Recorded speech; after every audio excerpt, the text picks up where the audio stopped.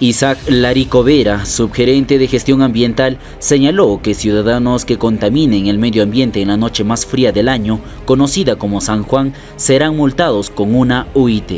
De un tiempo a esta parte pues se ha mal acostumbrado, se ha tergiversado, se ha prácticamente desviado a las buenas prácticas de nuestros ancestros, ¿no?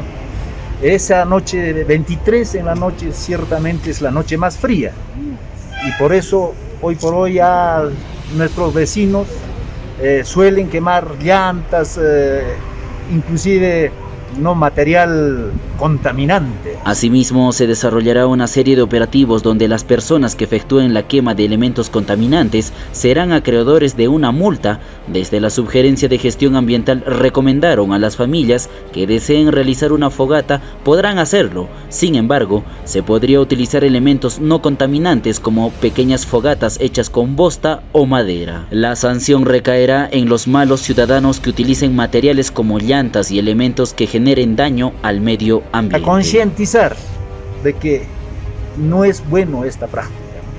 Entonces, y en esa noche justos vamos a realizar como los anteriores años.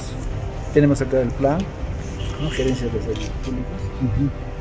¿Va a haber operativos esta noche?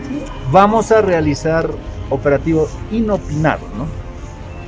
Y vamos a nosotros distribuir a nuestro personal practicante, contamos, ¿no?, una cantidad, distribuir a diferentes zonas para que puedan informarnos, para que nos puedan informar y nosotros de inmediato vamos a intervenir con el apoyo de nuestra gerencia de Serenazgo y la Policía Municipal.